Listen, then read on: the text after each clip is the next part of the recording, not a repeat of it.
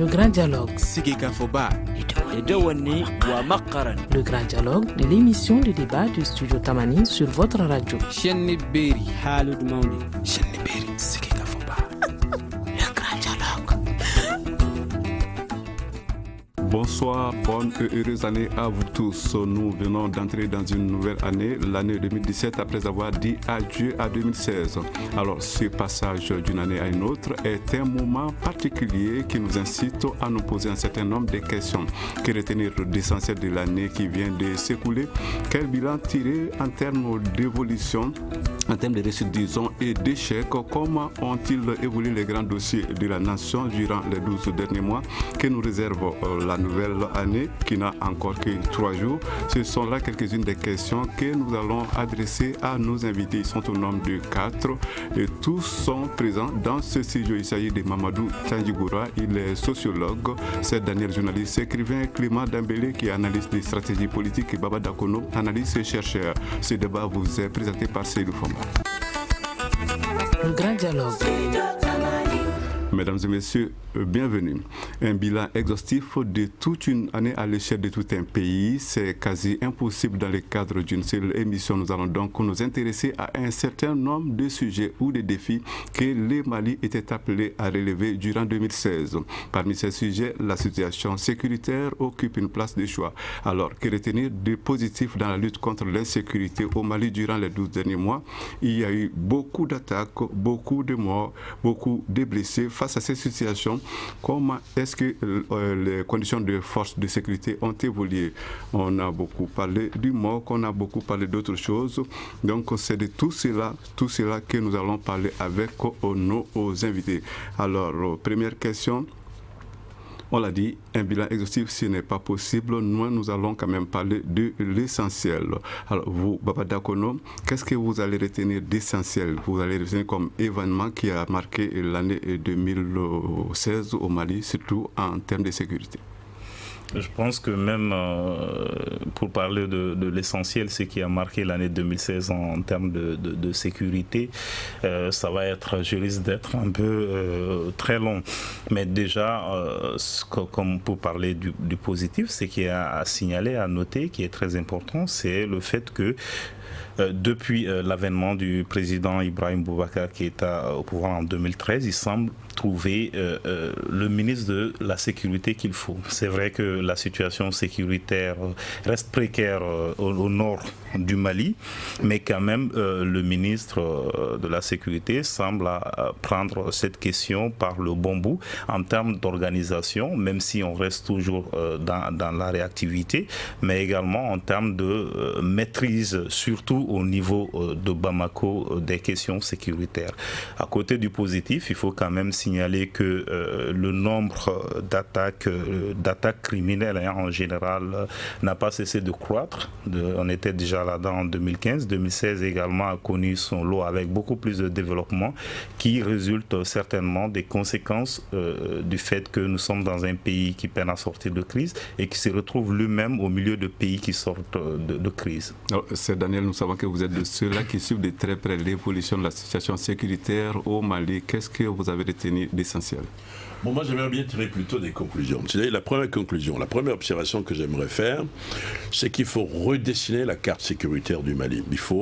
On ne peut plus actuellement, avec les forces de défense, c'est-à-dire la gendarmerie, la police, l'armée, on ne peut plus assurer la sécurité. On n'a pas pu, on ne pourra pas en 2017. Ça, c'est en termes de perspective.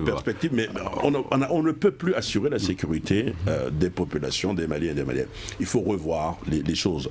Je pense que ce qui a été fondamental, parce que c'est un point de départ, disons l'intervention française de Serval. Nous sommes donc en janvier 2013, rapidement, on stoppe l'avancée des djihadistes vers le sud.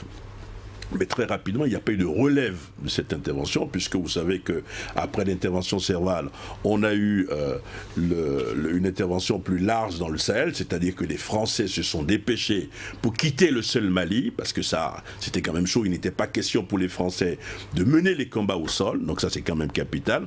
La MINUSMA, la mission des Nations Unies, la mission n'a pas pu prendre la relève des Français, ça a été un échec. Il n'y a pas eu assez, à mon avis, de coordination entre les forces armées maliennes les forces armées, les forces onusiennes et les forces françaises.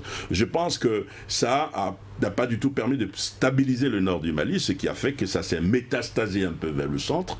Nous avons eu quand même des Katibas qui se sont installés au centre du pays et puis qui sont venus au sud. Finalement, on a essayé de contenir la menace de ce qu'à Bamako, parce qu'à Bamako, intramuros, aujourd'hui, lorsque vous sortez, ce qui est admirable, c'est que vous sentez qu'il y a la sécurité, vous sentez même à 1h du matin des carrefours, vous sentez des militaires, des policiers qui sont à moto, à pied, parfois également. Ça s'améliore, mais beaucoup reste à faire. C'est pour ça que je dis que pour 2016, ce qui serait intéressant, c'est de redessiner la carte. Mais M. Daniel, vous ne retenez pas les moindres actes que vous aurez impressionnés en matière de lutte contre la sécurité? Non.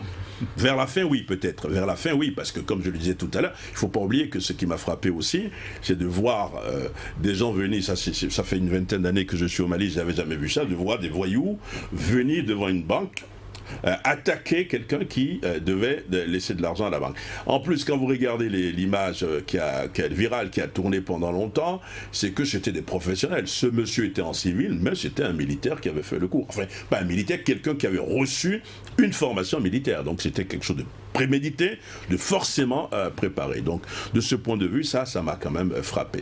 Clément Dambélé. Je serai un peu plus nuancé que M.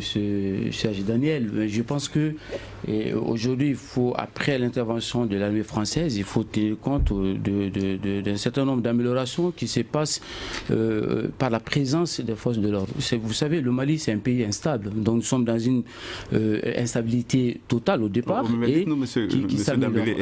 Qu'est-ce qu'on a posé comme acte pour que la situation puisse justement s'améliorer au cours de l'année 2016? Alors 2016, il faut parler de cet accord d'Alger, même si cet accord n'est pas encore effectif, même si cet accord n'est pas encore appliqué dans son effectivité, mais symboliquement, l'accord d'Alger prend son chemin et c'est un processus de paix qui prend des années, qui prend du temps et qui demande l'implication de tous les acteurs, mais l'acte est déjà posé, il faut l'encourager, il faut aller jusqu'au bout de ce processus. Il faut aussi tenir compte du changement de la mentalité des Maliens face à ce phénomène pendant 2016, à ce phénomène d'insécurité.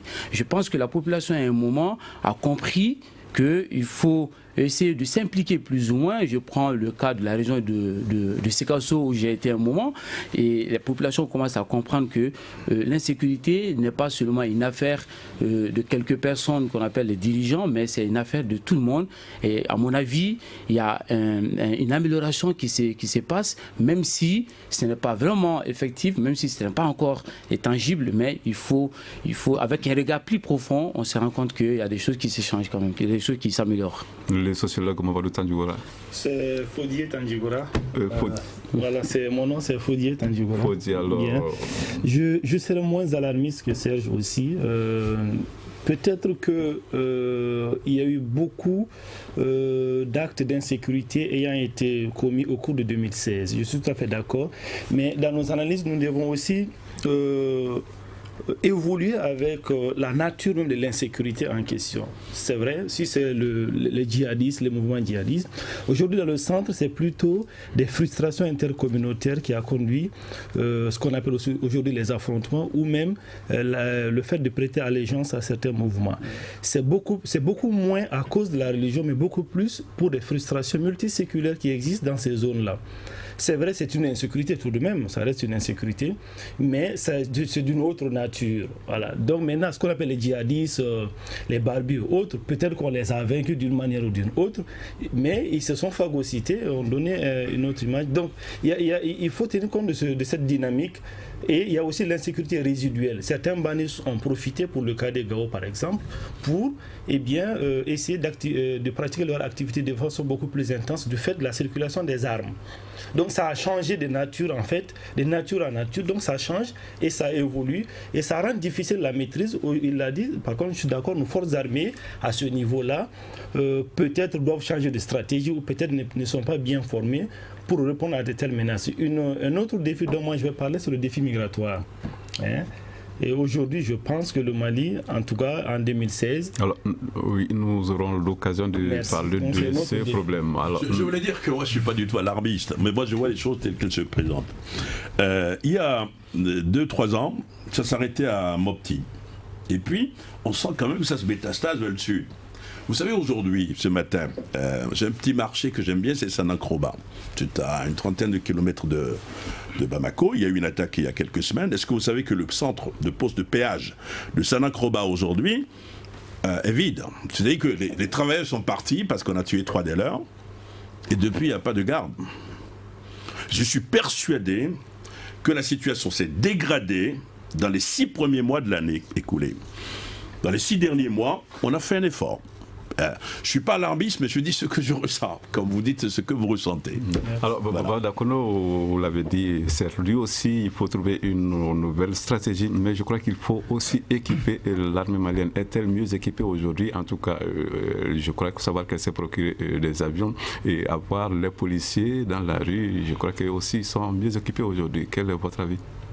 Moi, je fais partie de ceux qui estiment, depuis fort longtemps d'ailleurs, que le problème de l'armée et même des forces de sécurité ne se résume pas au seul problème d'équipement, sans occulter ce problème, bien entendu, mais je pense que c'est plus profond que ça et de nombreux observateurs ont lancé des thèses et des théories sur la question, notamment des problèmes de structuration. Très important, je crois que ça a été souligné tout à l'heure, que la population a compris. La population a compris, mais il y a des limites très très importantes qui aujourd'hui freinent tous les efforts. C'est cette question de confiance aujourd'hui entre forces de sécurité et communauté. C'est très criard au nord, au centre du Mali, où nous voyons en toile de fond des questions soulevées, des frustrations ou des revendications soulevées. Cette question de confiance aux forces de sécurité ou aux forces de défense. Donc au-delà de la question d'équipement qui revient tout à l'heure, qui est surtout dans le discours politique, il y a les problèmes de fond qui subsistent au sein des forces de sécurité et au sein des forces de défense. Pourquoi j'ai dit tout à l'heure que l'actuel ministre de la Sécurité semble avoir compris l'un des problèmes et le traite d'une façon qui produit des résultats? Parce que justement, à force de rester sous le discours d'équipement, on oublie les autres pans qui pourraient permettre d'avancer. En quoi ces résultats sont tangibles, M. Dakono? En quoi c'est tangible? En termes de couverture. J'ai pris l'exemple de Bamako parce qu'il est aujourd'hui difficile de dire qu'on a une avancée notoire dans les autres localités, mais en termes de Bamako, en termes de positionnement et en termes de réactivité des forces de sécurité, en termes même de présence. Mais je ne parle pas de la réactivité face aux menaces, mais je parle également de la réactivité face aux différentes sollicitations. Quelqu'un a parlé de coordination. Vous savez que le Mali, comme beaucoup d'autres pays du Sahel, font objet de fortes sollicitations de partenaires internationaux et même souvent nationaux pour assister, aider un peu ces forces de sécurité maliennes. On voit une certaine amélioration dans la volonté de coordination du ministère de tutelle des forces de sécurité. C'est Daniel, quoi qu'on dise, le problème d'équipement est un problème à ne pas négliger. Non, il ne faut pas négliger le problème d'équipement, c'est évident, sans équipement vous ne pouvez rien faire. Mais les équipements seuls ne suffiront pas. Je vais vous donner un exemple. Vous savez, il y a eu une attaque notamment il y a 2 ou 3 mois dans une localité du centre qui s'appelle Boni. Donc en fait ce qui s'est passé c'est que on a découvert, parce que dans le feu de l'action on n'a pas tous les détails, ce qui s'est passé c'est que la veille vous avez des présumés djihadistes qui appellent l'imam, qui disent nous on vient le lendemain, on va tuer tout le monde. L'imam prévient les forces de sécurité, le responsable militaire qui était à Boni ce jour-là appelle sa hiérarchie lui dit vous restez sur place, on envoie du renfort. Il dit moi je ne vais pas rester sur place et même si quelqu'un doit venir je m'en vais, et la personne s'en va. Alors, passé en conseil de discipline, qu'est-ce qu'il dit ce monsieur? Ce monsieur dit oui, mais écoutez, nous sommes sur le terrain, nous voulons que les chefs soient des modèles. Il faut, à mon avis, qu'au sein de l'armée des forces de sécurité, que ceux qu'on appelle les hommes du rang aient davantage de confiance au supérieur, à la hiérarchie. Il faut que la hiérarchie soit un modèle de vertu, de courage, de formation également, parce que ce n'est pas tout. Vous voyez la particularité du Mali, un diplomate allemand que je tutoie me dit, mais votre pays c'est l'Australie, c'est-à-dire en termes de distance, vous quittez Bamako pour aller à Gao, vous avez près d'1 millier de kilomètres. Comment assurer la sécurité, comment assurer l'autonomie d'une armée par exemple sur 1 millier milliers de kilomètres, c'est plutôt difficile. Nous venons de loin. Donc c'est une armée qui est à reconstruire. Il faut les équipements militaires, mais les équipements militaires, à mon avis, seuls ne suffiront pas. J'ai vu que récemment, il y a des avions qui sont arrivés. D'autres avions de chasse de combat sont annoncés. Vous pouvez avoir 200 avions de combat. Si vous n'avez pas le sol, si vous n'avez pas le terrestre, si vous n'avez pas une coordination entre les différentes forces, à mon avis, ça ne fonctionnera pas. Il faut plus de militaires et plus de formation. Hommes de métier, de formation et de détermination, à mon avis. On se retrouve pour la suite de ce débat dans un instant. Vous écoutez Studio Tamani, votre avis nous intéresse. Écrivez vos commentaires et suggestions sur la page Facebook et dialoguez avec nous. Studio Tamani, c'est aussi les réseaux sociaux. Pour ceux qui nous suivent, nous évoquions donc la situation de l'armée malienne avant d'arriver à la pause. Maintenant, nous allons nous adresser à vous, Clément Dambélé. Monsieur Dambélé, ce problème d'équipement de l'armée, comment est-ce qu'il est traité selon vous? Est-ce qu'il est traité de façon idoine pour compte tenu de la situation sécuritaire du pays? Il manque beaucoup. Il manque beaucoup. Vous savez, nous sommes dans une situation où l'armée a besoin d'énormément d'équipements. Il faut vraiment équiper cette armée, mais il faut aussi la former. Je suis d'accord avec mes prédécesseurs et que notre armée a besoin il faut trois choses dans cette armée. Il faut d'abord une armée professionnelle. Une armée professionnelle, c'est-à-dire la formation au sein même de l'armée.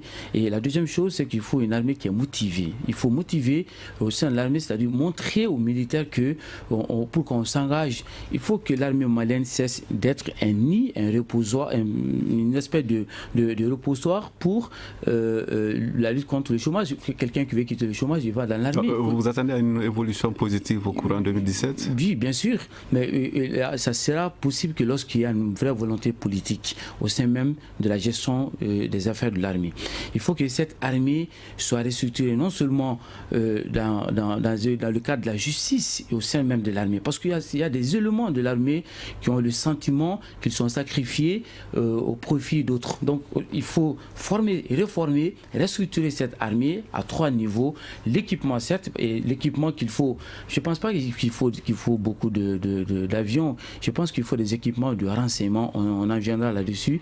L'armée malienne manque énormément d'équipements de renseignement. Une armée de renseignement aujourd'hui au XXIe siècle, c'est ce qui compte plutôt qu'on peut avoir 200, 300 avions. Si on n'a pas un service de renseignement efficace, ça ne servira à rien parce qu'on ne sait même pas où est-ce qu'on doit aller frapper, qui on doit frapper, pourquoi on doit frapper. Donc je pense qu'il faut voir ce qui manque dans cette armée, la motivation, l'équipement et la formation. Faut dire Tandjoukura. Bon, je pense que sans être spécialiste, je pense qu'on ne peut pas négliger l'équipement en réalité, les moyens d'anticipation. Vous avez beau être un bon patriote, un bon soldat engagé, il vous faut quand même des moyens.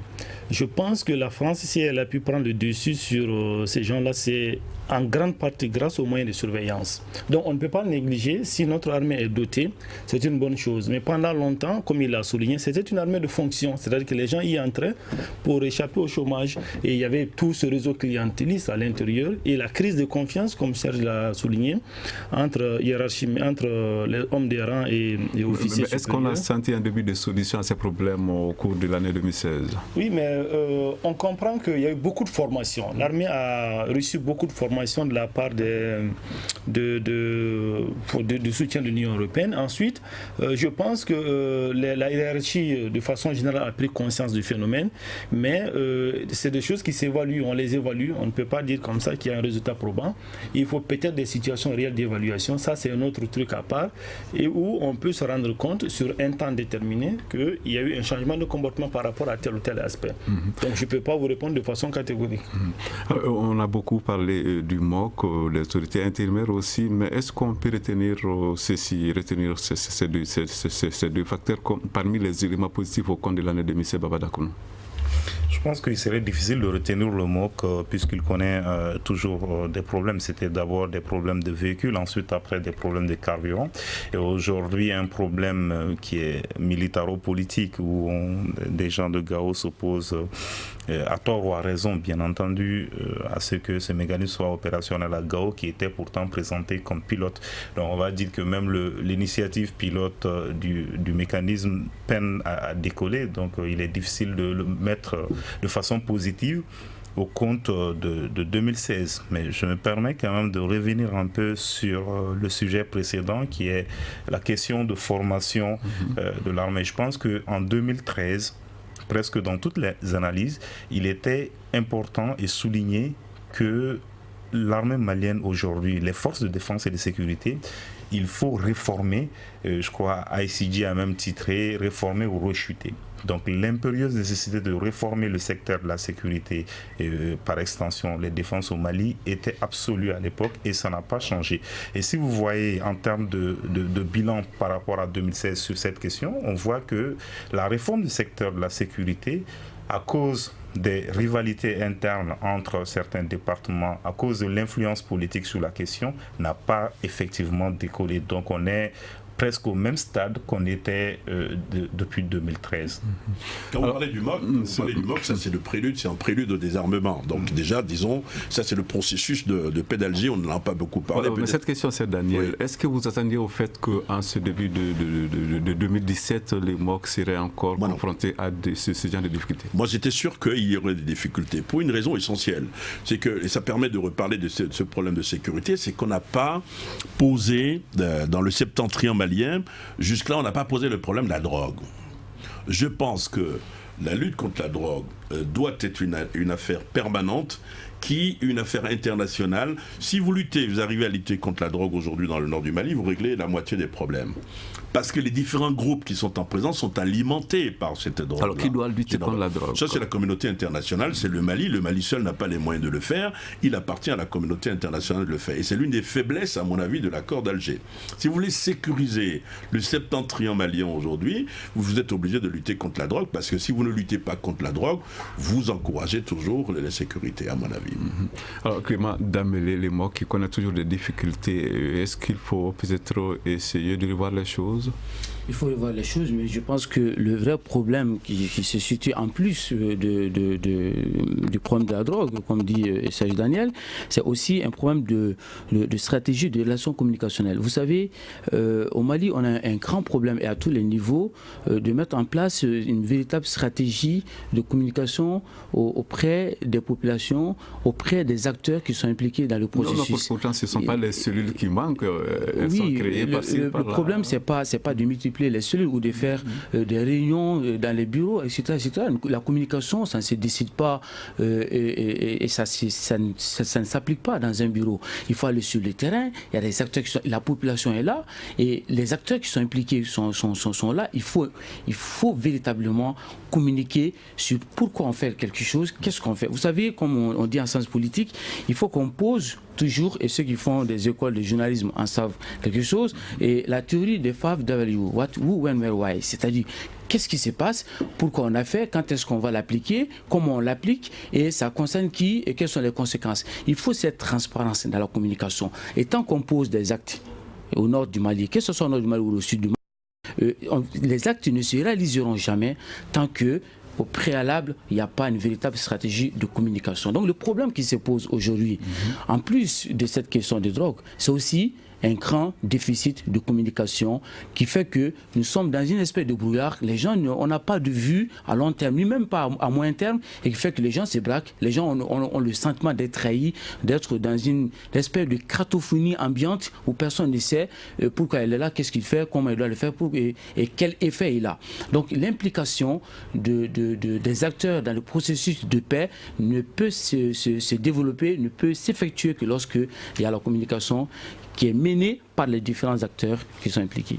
Alors, Monsieur Tandjougura, on l'a rappelé, le mécanisme opérationnel de coordination qui se heurte à l'intransigeance de certains. Vous, en tant que sociologue, comment est-ce que vous comprenez cela? Bon, il y a d'autres qui n'ont pas intérêt à ce que ce soit résolu, ça c'est sûr. Vous parvenez à résoudre carrément le problème au nord, il y a des gens qui ne vont pas vivre. Donc il y a une culture même de violence, d'insécurité, d'anarchie qui s'est installée depuis très longtemps et contre laquelle il est difficile d'en arriver à bout. Et Serge l'a dit, bon, la lutte contre la drogue, bon, il faut que la drogue, ça date de très très longtemps. On aurait pu en finir, mais je pense que le cas français, par exemple, on ne l'a pas évoqué dans le sens où, bon, ce demande ce que veut la France aussi, clairement d'ailleurs. Ne regardez pas que vous posez la question. Que veut la France? Parce que dans la tête de beaucoup de nos compatriotes, c'est pour venir les chasser et puis partir en ange, quoi, et puis repartir. Mais bon, tout le monde se pose la question, ça va se terminer comment? Et puis voilà. Je pense aujourd'hui que ça se bute à beaucoup. Il y a la résistance de certaines populations, mais il y a aussi des coups bas que nous ne maîtrisons pas. En tout cas, personnellement, je ne maîtrise pas. Il y a beaucoup de choses en dessous dont nous avons du mal à comprendre. Voilà, et c'est un peu ça, notamment le rôle ambigu de la France qui, à elle seule, constitue quand même un cas à défricher.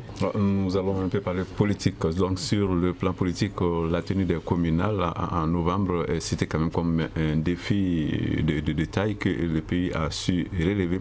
Est-ce qu'on peut appeler cela l'événement politique phare de l'année, Baba Dakoun?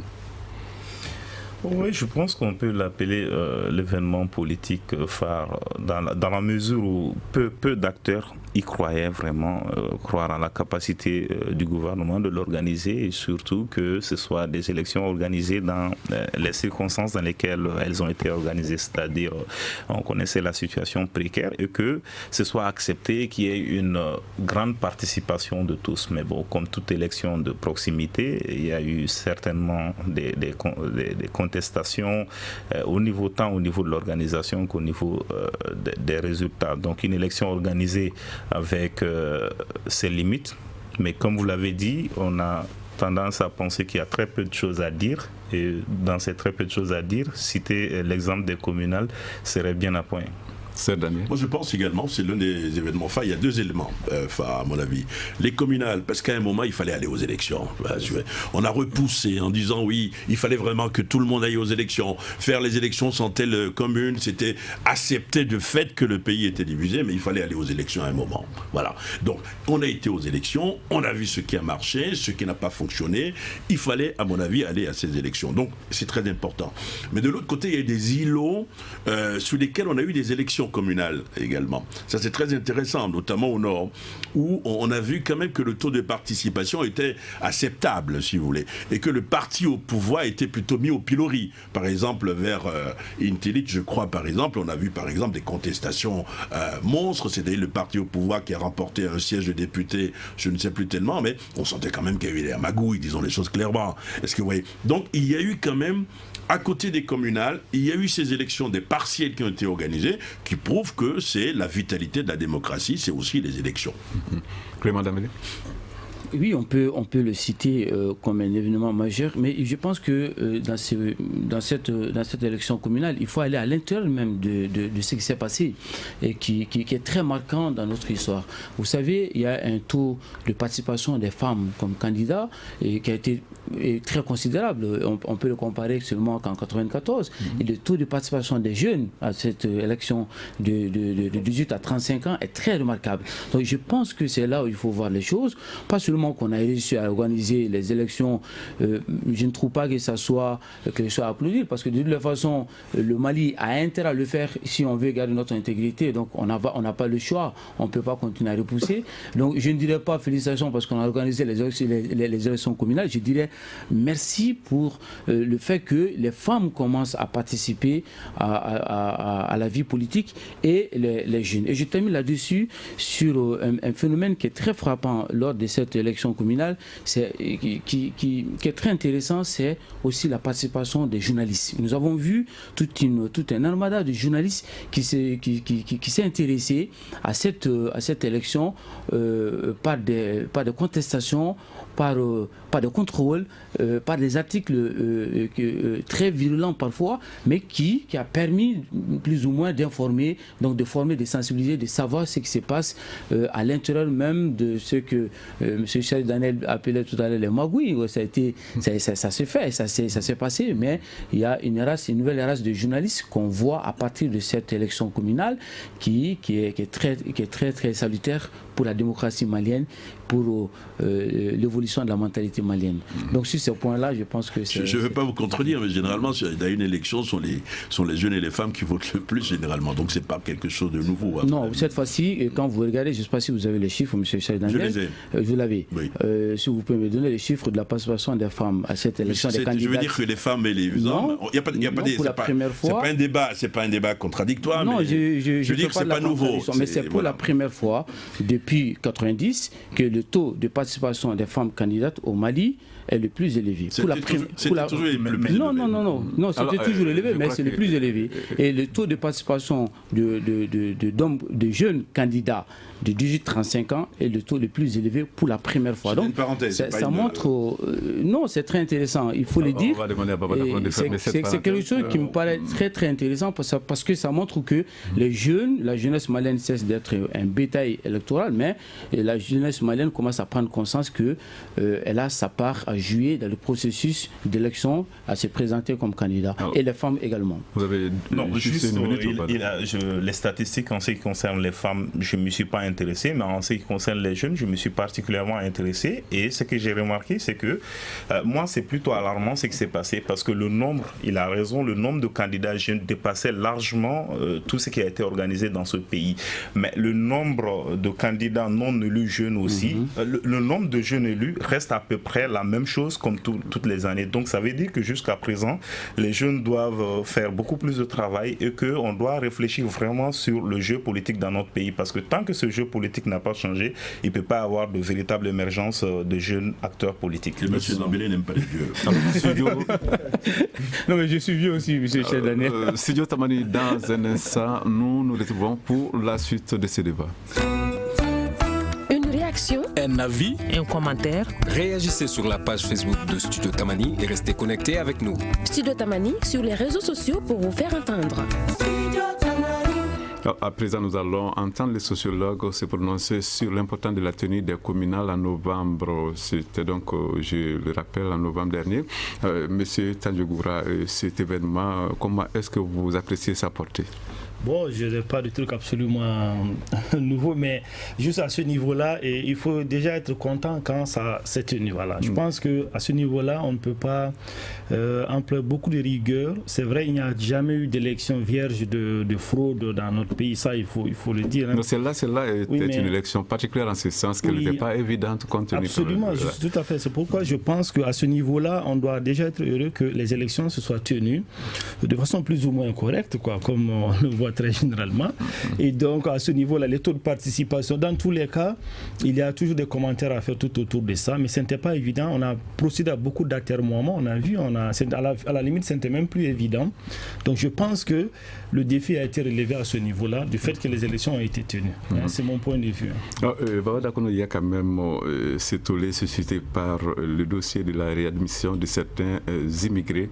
Il y a eu l'occupation du consulat quand même du Mali en France. On parle d'un sit-in dans la région des Cayes. Le dossier va-t-il encore longtemps rester d'actualité, même en cette nouvelle année 2017? Je pense que ce soit ce dossier ou d'autres qui vont certainement émerger, je suis d'accord avec un des membres du gouvernement qui dit que c'était un faux débat, mais le faux débat, ce n'était pas forcément les débatteurs qui y ont amené, mais c'est peut-être le gouvernement également qui a amené. Monsieur Dacona, dites-nous, après toutes ces explications, les différents ministres sont montés au créneau, il a été démontré finalement que ce fameux accord n'a pas été signé. Pourtant justement, c'est là où je voulais en venir, c'est que ce débat a relevé trois choses. Tout à l'heure, le professeur Clément parlait de communication. Je pense que c'est peut-être trop facile, chaque fois on accuse la communication, mais il est difficile de communiquer quand on gère dans l'opacité. C'est-à-dire qu'il faut que la gestion puisse être transparente et ça facilite la communication, sinon on va passer, comme il le disait, tout le temps à communiquer sur la communication. La deuxième chose, c'est que les autorités doivent prendre conscience de la rupture de confiance entre elles aujourd'hui et les citoyens. C'est très très important. Et la troisième chose, c'est la question de redevabilité. On a parlé de vitalité de notre démocratie, mais tant qu'on ne va pas replacer la redevabilité au cœur de notre processus démocratique, on verra de telles circonstances tout le temps. C'est Daniel, pourquoi essayer de gérer dans l'opacité si l'on est sûr de ce que l'on fait? Est-ce que, je ne sais pas s'ils géraient ça dans l'opacité, mais à mon avis, ils ne savaient pas ce qu'ils étaient en train de faire. Je pense que dans cette affaire, le gouvernement s'est fait piéger, tout simplement. Pourquoi? Parce que M. Berskondès, qui arrive au Mali, il arrive au nom de l'Union européenne, il signe un communiqué conjoint avec le gouvernement. Le ministre des Affaires étrangères en lui disant, écoutez, on va montrer le communiqué à la presse, il y a eu des photos comme si c'était un trophée. Le ministre néerlandais repart et au nom de l'Union européenne, il tweet tout de suite, nous avons signé un accord avec le Mali. Le Mali dit non, ce n'est pas un accord, c'est un communiqué. On demande à l'ambassade des Pays-Bas de rectifier, l'ambassade rectifie en disant, ce n'est pas un accord au sens international du terme, mais bon, ça veut dire que c'est quand même un accord. Disons que le gouvernement s'est fait avoir. Il n'y a pas eu un accord en termes juridiques signé, à partir du moment où vous signez un document dans lequel on retrouve un élément qui avantage les autres, disons que ça s'est mal passé en termes de communication et que maintenant le gouvernement peut, ce que le gouvernement doit pouvoir dire aujourd'hui, c'est que nous rejetons même le communiqué que nous avons signé. N'est-ce pas étrange quand même de badiner, de se laisser avoir lorsqu'il s'agit de dossiers aussi sensibles? Chaque pays a des stratégies, parce que vous avez quand même des élections qui vont se dérouler bientôt en Europe, et donc ils ont besoin de ça pour l'extrême droite, parce que vous avez une extrême droite qui monte là-bas, et eux, M. Kanders, ils sont partis de la droite, il a fait une coalition avec un parti de l'extrême droite, il a besoin de montrer dans son pays, par exemple, que voilà, le Mali a accepté de signer un accord pour qu'on retourne au pays les Maliens qui sont en situation irrégulière. Vous avez on va parler de migration, j'espère, tout à l'heure, mais vous avez un véritable problème aujourd'hui. C'est une politique, en fait, globale, à mon avis, que l'Afrique ou la CEDEAO doit avoir vis-à-vis de ces immigrés en situation irrégulière dans les pays européens. Clément Damélé. Alors, je vais être très bref parce que sinon je vais devoir répéter ce qu'ils ont dit. Je suis tout à fait d'accord avec ça. Et le problème, c'est que en dehors de ce qu'il a dit qui se passe en Europe, vous savez, l'extrême droite gagne du terrain, ce sont les nationalistes, et aujourd'hui ils ont besoin de deux choses. Ils ont besoin de montrer qu'ils peuvent venir en Afrique et faire signer des accords pour faire répartir les Africains chez eux, mais aussi que ce soit la droite en Europe ou la gauche en Europe a besoin quelquefois aussi de faire cette forme de prostitution politique, de dire que voilà, nous sommes pour les étrangers, mais il y a des limites, et même des fois nous essayons aussi de faire la politique de l'extrême droite pour montrer que l'électorat de l'extrême droite, on va essayer de gratter là-dessus. Cela dit, si on quitte un peu la politique européenne et qu'on revienne chez nous, M. Cheikh Daniel disait, notre gouvernement s'est fait piéger. Mais au-delà du piège, il y avait une réaction à adopter, un comportement politique à adopter qui n'a pas été fait tout de suite à chaud, et que la politique a besoin de ça. Vous savez, la rumeur, c'est l'ennemi de l'information. Et quand il y a la rumeur avec les ondulations, il faut réagir avec une véritable stratégie d'information pour lisser cette information. Et ceux qui savent en matière de communication, les journalistes, ils savent très bien de cela. Vous passez une rumeur le matin et l'après-midi, ça atteint un niveau tellement énorme que si vous avez à réagir tout de suite, après la rumeur, vous avez peut-être la chance d'agir. Nos dirigeants, et je termine là-dessus, doivent comprendre une chose, c'est que le monde a évolué, le monde a changé. J'ai l'impression souvent que nous sommes au Mali et que le monde évolue et que de temps en temps, on ouvre les yeux, on voit que voilà, le monde a évolué, on se rend compte très tardivement. Pourquoi ne pas utiliser aujourd'hui des outils de communication? Alors, ce qui a fait le mal dans cette histoire de communiquer conjoint, d'accord, signé ou pas, ce sont les réseaux sociaux. Et pourquoi nous n'essayons pas de mettre en place un système d'information fiable à partir de ces mêmes outils de communication qui est l'Internet, qui est même le téléphone portable? Et si on avait réagi à temps, je pense qu'on ne serait même pas, parce que ça relève ce que les journalistes appellent la rubrique du chien écrasé, mais qui fait très mal aujourd'hui parce qu'on n'a pas pu maîtriser la communication. Bon, franchement, signé ou pas, en tout cas, ce qu'il faut retenir, c'est une question que je connais plus ou moins pour avoir travaillé là-dessus pour ma thèse, mais ce qui est important, le président Atete avait été confronté à ça. Et les migrants ont la mémoire encore fraîche parce qu'ils savent qu'à un moment donné, à Tété, quand ils voulaient signer ça, ça a été un brouhaha général. Il y a même eu des marches de quai de la Gare jusqu'à Bercy. Ensuite, il y a eu des pressions ici également. Et donc, on pense que c'est à peu près la même chose. Et si vous voulez bien, ils ne se mettent pas dans tous ces communiqués conjoints, accords, comme il n'a pas signé. Non, il n'a pas signé, pas du tout, oui, bien sûr. Et suite à son refus, d'ailleurs, un certain nombre de projets n'ont pas été renouvelés, parmi lesquels le CIGEM et puis bien d'autres projets. Et puis notre master migration qui devait ouvrir aussi, donc ça n'a pas été signé, ça n'a pas vu le jour. Et donc c'est pour vous dire qu'ils ne se mettent pas à ce niveau, le signer ou pas. Ils adoptent une stratégie de défense, tout simplement. Parce qu'aujourd'hui, comme ils l'ont eu à signaler, dans beaucoup de pays, l'extrême droite joue sur la peur des Européens aussi. L'immigration, c'est une menace. Si on regarde le Front National en France, le MNR en France, de Philippe de Villiers par exemple, la Ligue du Nord en Italie, ou encore l'UDC en Suisse, tous ces partis de droite jouent sur la peur des Européens pour dire bon, attention à l'envahissement.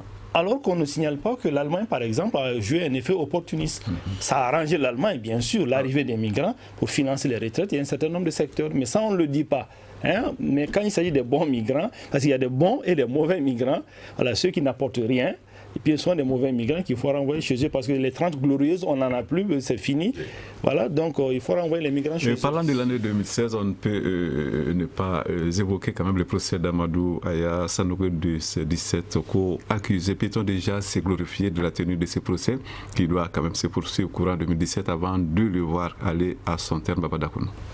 La tenue du procès, je ne sais pas, mais ou l'annonce du procès, parce que le procès, véritablement, si on voit les motifs pour lesquels le procès a été renvoyé au premier trimestre 2017, on se demande ce qui a été fait pendant tout ce temps.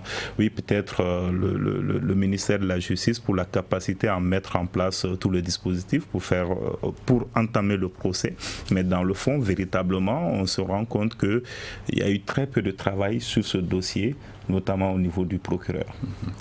Il y a eu le courage d'annoncer la tenue du procès, évidemment, puisque il y avait la défense, il y avait la partie civile, toute la cour était là, Sanogo était là, c'était très intéressant de les voir. Moi j'étais d'ailleurs à Sikasso. Ça m'a frappé, on avait vraiment l'impression que chacun voulait dire sa part de vérité. Donc c'est quand même un courage de dire nous allons tenir le procès. Mais avant le procès, dès l'annonce du procès, moi j'étais parmi ceux qui pensaient que le procès n'allait pas avoir lieu. Je ne dirais pas pourquoi directement ici. Il y avait des éléments qui montraient que on gagnait peut-être du temps pour des procédures de droit, etc. Mais en même temps, pour montrer qu'on n'avait pas peur, mais ce procès ne pouvait pas avoir lieu dans ces conditions parce que les éléments nécessaires pour la tenue d'un procès équitable n'étaient pas, à mon avis, réunis. Clément Damelé. Je fais partie de ceux qui pensent le contraire. Je pense que ce procès aura lieu. Et ce procès aura lieu, ça en va pour la crédibilité de l'État malien. L'État a annoncé ce procès qui a commencé et pour des raisons de procédure judiciaire, je ne suis pas spécialiste, et le procès a été suspendu, renvoyé au premier trimestre 2017. Ce procès aura forcément lieu et ce procès se terminera, je ne peux pas faire de pronostic, je n'en suis pas capable, mais ce procès aura lieu pour des raisons. Ça montre... Moi, je vais beaucoup dans la symbolique politique. Ça montre que désormais au Mali, un dirigeant est justifiable. Vous savez, après Moussa Traoré, on n'a pas eu un autre cas d'un haut dirigeant malien qui est jugé publiquement. Donc, je pense que ce procès est une thérapie pour le peuple malien. C'est aussi un appel, un signal très fort à l'égard des dirigeants maliens, voire africains, parce que c'est pas qu'au Mali, on voit aussi en Côte d'Ivoire ce qui se passe, mais quelque part, que ce procès est débuté déjà, et je rejoins M. Cheikh Daniel là-dessus, c'est une très bonne chose, et son effectivité sera une excellente chose, parce que ça montre désormais que le peuple malien a encore une fois grandi, et que les dirigeants savent désormais qu'ils sont justiciables. Faut dire Bon, je salue d'abord le fait que le procès se soit tenu. C'est en soi une avancée. Mais bon, quant à l'issue, je ne sais pas. Peut-être si on retient la responsabilité morale, mais je ne vois pas réellement ce qui va réellement être l'issue. Bon, ce que tout le monde attend, les parents des victimes, etc. Parce que, après tout, moi, je ne suis pas spécialiste, mais j'ai bien écouté et puis lu la presse. Donc, à part peut-être la responsabilité morale, bon, maintenant, remonter les faits réels jusqu'à Amadou Aya, bon, c'est peut-être un mécanisme assez complexe. Et donc, je ne sais pas, peut-être un non-lieu. Quelle perspective pour le Mali en 2017? Vous êtes d'accord en 2 mots? En 2 mots, ça va être difficile. Perspective 2017, je pense que quand on prend l'annonce du 1er janvier du président de la République, ça sera une année peut-être politiquement très très chaude parce qu'on parle de réforme constitutionnelle. C'est très très lourd. On espère qu'ils auront la capacité à défendre ce projet. Donc ce sera la préparation également de 2018. C'est Daniel. Moi je pense qu'il y a la conférence sur l'entente de mars. Ça va être, certains ont envie d'en faire une conférence nationale. Le président a cadrer les choses récemment, mais ce que moi je voulais dire pour terminer, si ce sont mes derniers mots, moi je voyage beaucoup au Mali. Il y a une joie de vivre des populations qu'on ne rapporte pas souvent. Les gens sont heureux au Mali. Vous allez moi je vous parle de Sanankroba, c'est vrai que j'ai des amis là-bas, à Boucher, etc. Vous allez à Bougouni, vous allez à Kolokani, les gens sont heureux de vivre malgré les difficultés. Le Malien que moi je rencontre n'est pas un homme triste. Et ça j'avais envie de terminer là-dessus, parce qu'il ne faut pas penser que tout est gris ici. La perspective, ça c'est la jeunesse malienne. Et vous savez, je pense que le défi de 2017, ça sera l'emploi des jeunes au Mali. Il faut qu'on cesse de penser ou de croire que cette jeunesse n'est pas capable et de penser que cette jeunesse n'est pas dynamique. Je vais terminer là-dessus pour dire que nous sommes en face d'une première génération malienne qui est plus dynamique, qui est plus interactive et qui est plus intelligente que ses aînés. Et je pense que 2017, ça sera je pense que ça va être davantage le défi sécuritaire et puis la question migratoire à laquelle il faut apporter une réponse sûre et puis tant au pays de départ qu'au pays d'arrivée. C'est la fin de cette émission. Merci de nous avoir suivis. À la mise en œuvre, il y avait Seydou, à la régie vidéo Gagné Kanté, réalisation Ibrahim H. Diallo, présentation Seydou Fomba. On se retrouve demain pour un autre sujet. À demain. Le grand dialogue. Le grand dialogue de l'émission de débat du studio Tamani sur votre radio.